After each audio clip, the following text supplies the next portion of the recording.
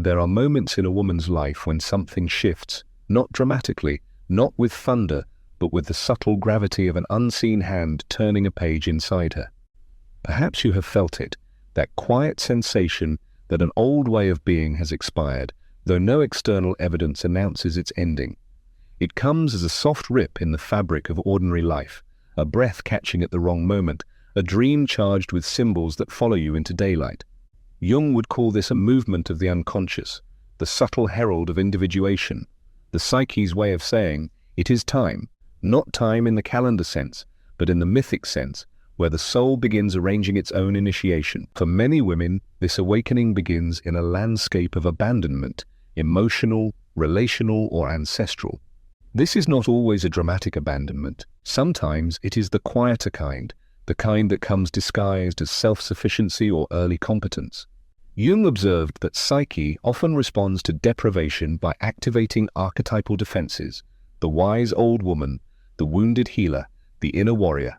These archetypes do not appear as fantasies, but as lived patterns, embodied knowings, instinctual orientations that guide a woman long before she understands their origins. You may remember moments when you acted with a clarity or strength you couldn't explain, as if an ancient intelligence moved through you. That is the collective unconscious speaking, those vast impersonal layers of human experience that shape individual destiny. In the beginning, though, it rarely feels mystical. It feels like survival. It feels like learning to read the room because no one ever warned you who could hurt you. It feels like your body tightening before your mind knows why. Jung described intuition as perception via the unconscious, a rapid appraisal of reality that bypasses logic. For the woman who had to be strong alone, intuition becomes both shield and lighthouse. She learns to detect the discord hidden beneath polite words, the threat behind a softened tone, the false promise concealed in affection. Her nervous system becomes an exquisitely attuned instrument, reading energies the way others read expressions. This sensitivity, while born of necessity, is also the first sign of psychic awakening. The unconscious does not open abruptly, it opens through cracks in the persona. The persona, Jung wrote, is the mask we wear to meet the world, the competent, composed identity we craft to function within society. Many strong women build their personas early out of sheer need. They become the reliable one, the capable one, the uncomplaining one. Yet even the most polished persona cannot contain the truth of the psyche forever. A moment arrives when intuition grows too loud, too persistent, too knowing. It becomes impossible to pretend that something is not shifting beneath the surface. Often this shift is accompanied by synchronicities, those uncanny coincidences that feel both irrational and inevitable. A certain sentence overheard in a cafe, a book falling open to an unexpected page, a dream carrying the same symbol that appears in waking life the next day. Jung defined synchronicity as the meaningful intersection of inner and outer worlds, a sign that the psyche is preparing for transformation. When a woman begins to notice these events, it is not because the world has become more magical, but because she has become more permeable to its messages. Her interior and exterior worlds begin to converse. It is in this threshold state, half in the old life, half summoned by the new, that her deeper journey begins. She feels the subtle collapse of her old certainties, yet cannot articulate what replaces them. She senses a stirring in the depths, a quiet rearrangement of identity conducted by forces she cannot see. This is not instability, it is initiation. And every initiation begins with a soft rupture, a whispering from within. You cannot remain who you were. What follows the first crack in the persona is rarely clarity. More often it is a strange interior fog, a liminal state in which a woman feels suspended between worlds. Jung understood this as the withdrawal of libido, not in the sexual sense, but in the sense of psychic energy pulling away from its old attachments. The psyche is reclaiming its fuel, summoning it from the external roles she once inhabited so it may redirect her toward her own depths. To outsiders, she may appear unchanged, but inside she feels as if the scaffolding of her identity has loosened. The structures she depended on no longer feel sturdy. Her ambitions blur. Her relationships feel strangely transparent, as if their hidden architecture is finally revealing itself. This liminality often invites solitude, not as escape, but as necessity. She may find herself saying no more often, yearning for silence, craving the kind of stillness that once frightened her. Jung believed that solitude is the natural environment of the psyche during transformation. When a woman enters this wordless territory, she does not yet understand that she is descending into the underworld of the unconscious, a realm vast, ancient, and populated with forgotten truths. All she knows is that life as she once lived it no longer feels inhabitable. In this descent, the first companion she encounters is the shadow. Jung described the shadow as all the qualities we disown, repress, or fail to integrate. For the woman who learned to be strong alone, the shadow often contains her anger, her unmet longing, her wild ambition, her erotic vitality, her grief at not being chosen, her desire to be held, her fear of vulnerability, and the subterranean rage she never permitted herself to feel. These emotions arrive like unwelcome visitors pounding on the doors of consciousness. At first she resists them, rehearsing the old scripts of competence. I shouldn't feel this. I should be grateful. I should be over it. But the shadow does not dissolve because she wishes it away. It dissolves because she turns toward it with unflinching honesty. This confrontation is not theoretical. It is somatic. Her chest tightens when a boundary is crossed. Her stomach knots when she betrays herself.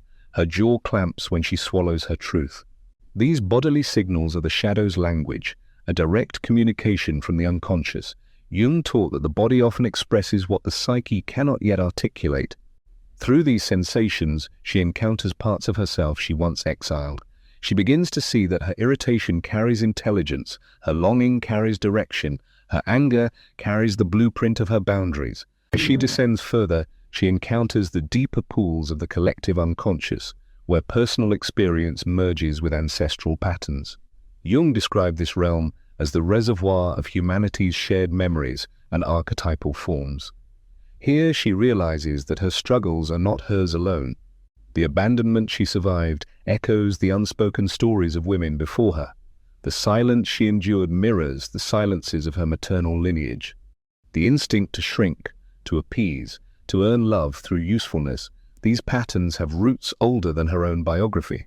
Sometimes this recognition comes through dreams. She may see herself as a child wandering through an ancient house, opening doors that lead to unfamiliar rooms.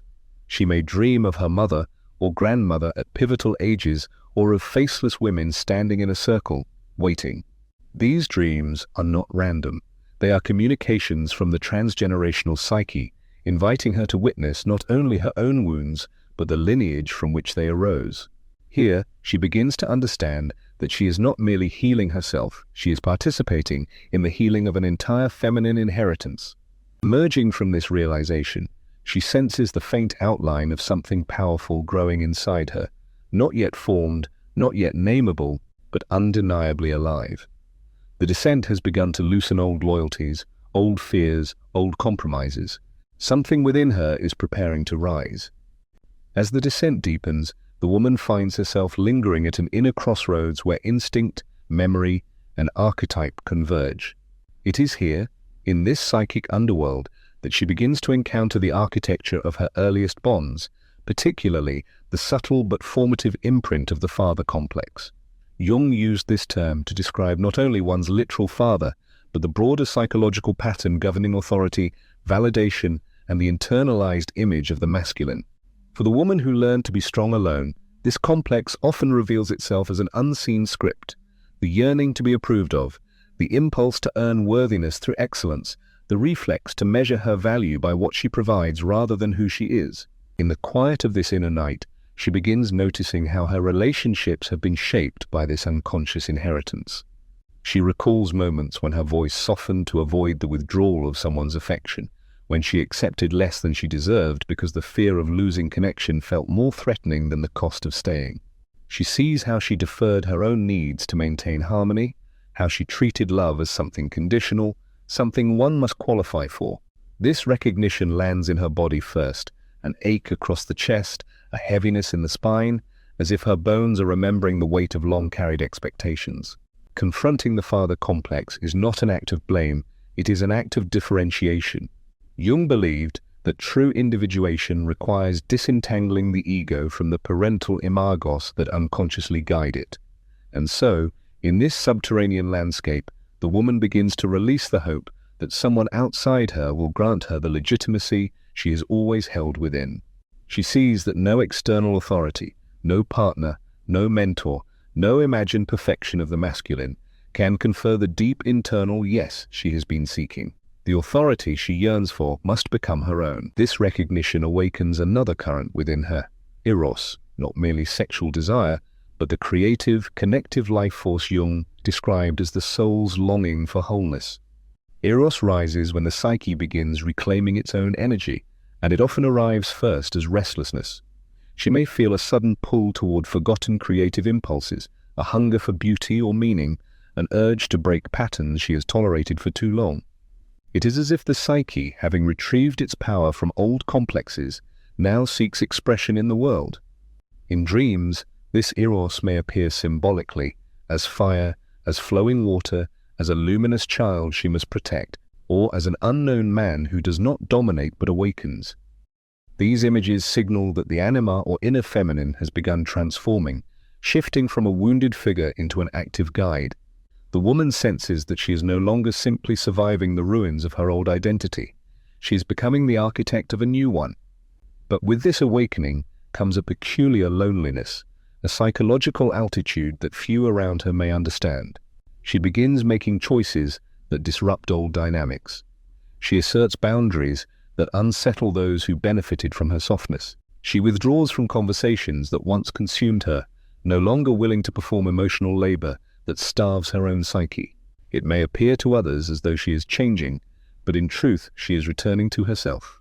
This liminal solitude is not isolation, it is gestation. Something in her is reorganizing. Something in her is realigning. Something in her is preparing to step into the world with a center of gravity that does not depend on external approval. She does not yet know the full shape of what she is becoming, but she can feel its presence gathering strength, gathering coherence, gathering inevitability. As the inner architecture reshapes itself, the woman begins to sense a widening of her consciousness, an expansion that reaches beyond her personal story into something vaster, older, and strangely intimate. Jung wrote that once a person withdraws projections and retrieves the energy trapped in old complexes, the psyche naturally turns toward the self, the organizing, transcendent center of the personality. This is not the self of social identity, but the deep self, the archetypal nucleus that carries one's true pattern, one's myth, one's destiny. And it is often in the aftermath of solitude that its presence becomes unmistakable. She notices it first in small moments, a sudden clarity that arises without effort, a calmness in situations that once triggered her, a visceral sense of alignment when she speaks her truth.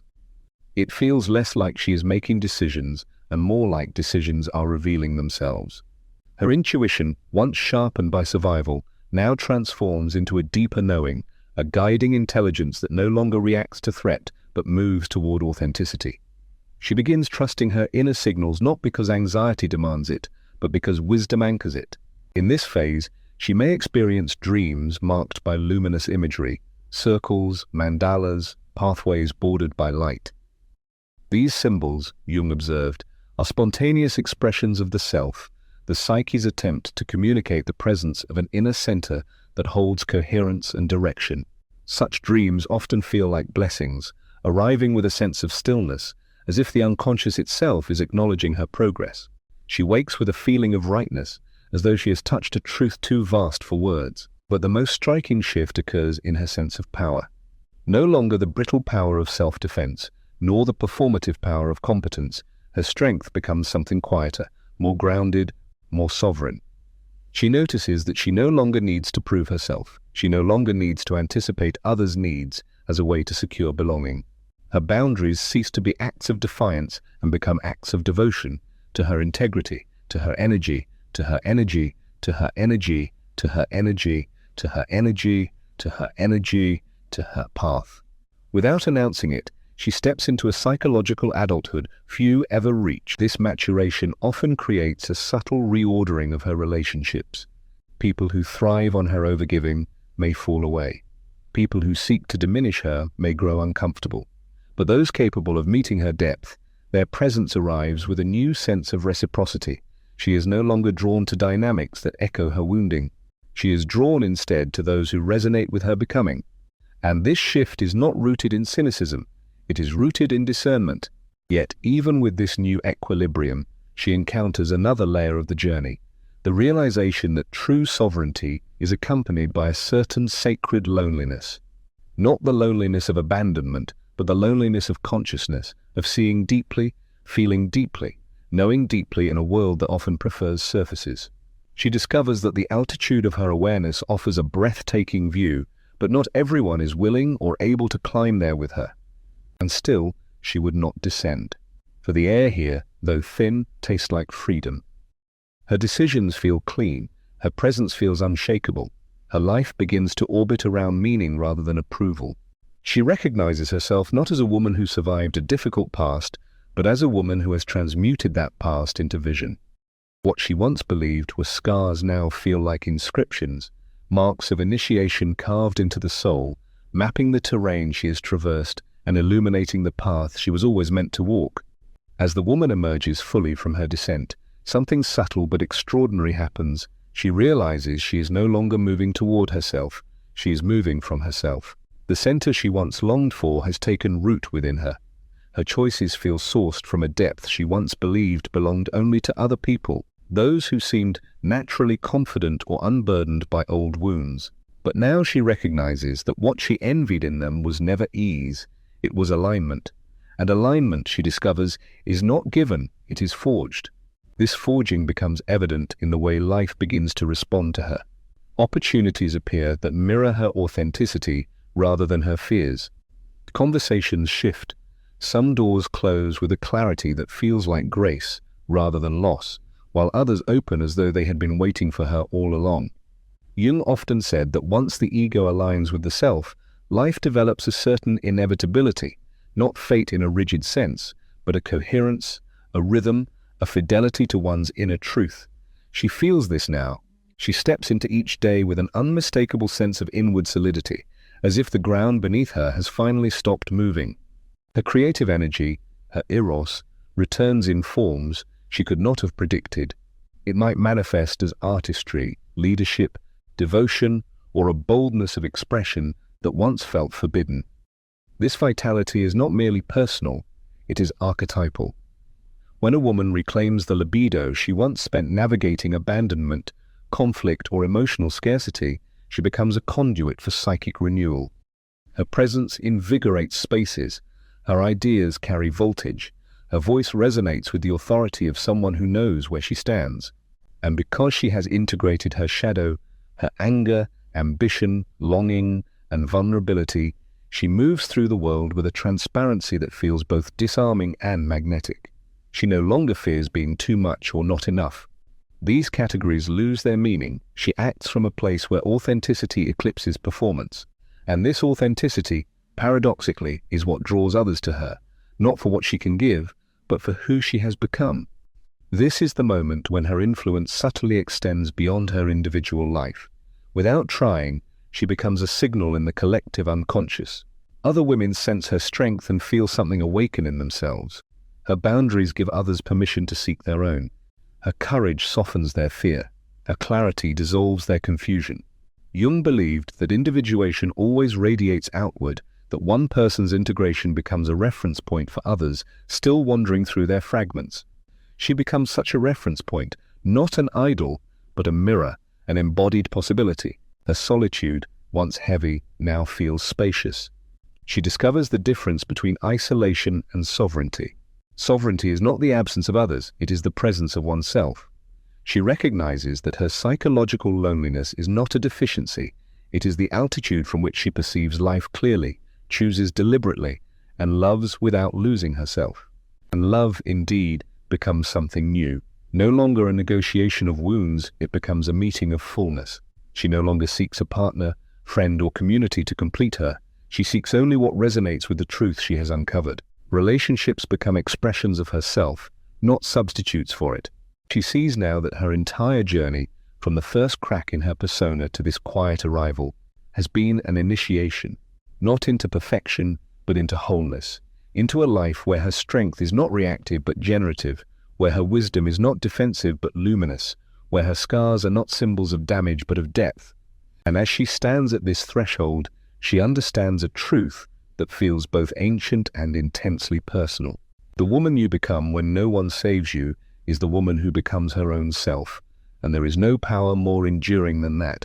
If this exploration resonated with something deep within you, consider sharing your reflections below. Your voice enriches this ongoing journey into Jungian depth psychology and the awakening of feminine consciousness. Like, share, and subscribe to join future explorations into the hidden architectures of the psyche, the archetypal feminine, and the path of individuation.